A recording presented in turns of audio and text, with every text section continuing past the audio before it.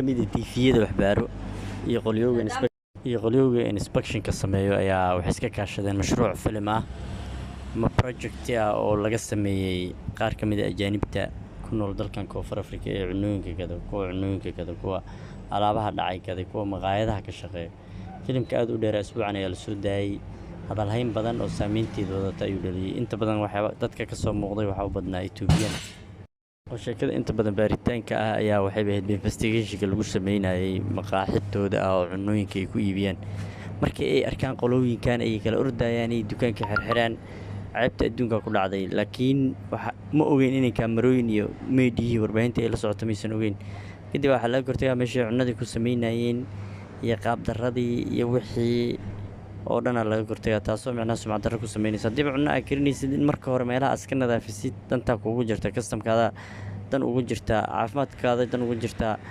dukaankaada in la baaro oo macnaha waxaan ku raadayay dan ugu jirta maysan ku fikirin laakiin waxay ku fikireen dukaanka iska xir ayagoo wasaqda isdhaxdaadsan tahay inta badan maqaayadaha oo Itoobiyaanka waa la durayo maalmihii ugu dambeysay bal horta aan isla daawanno bal wixii ka dhacay meesha Don't close. Don't close. Don't close. Don't close. Come here.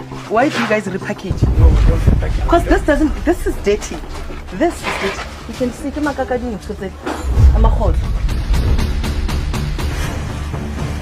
You are not, no inspector is going to give you the certificate in the situation like this. When I'm a pair. Look at this. Cockroaches. Pest control is not effective. They are placing it because of all those reasons I just mentioned.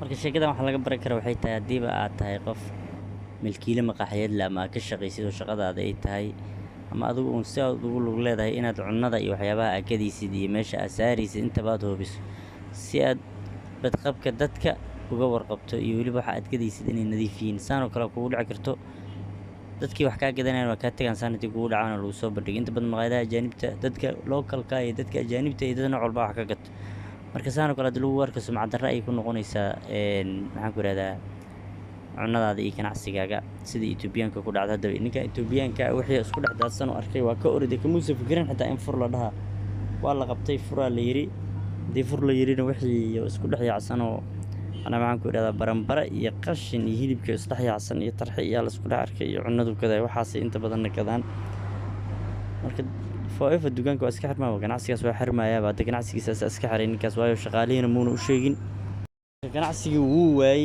inuu kana xil waa macquul in dad sharci darro ay u shaqeynayaan la xiro waa macquul marka wax walba si fudud ayuu ku waayay asana sabab u ah ninka milkiilaha meeshaas iska leh marka saan oo kale adiguna way kugu dhici kartaa dabcan ka fujignaa intii ka hortaay ma hadii kale adigana mar la isku soo kala ayuu waagu kugu bariyaa maqaayadda leedahay sida ninkan oo kale film laga duubanaa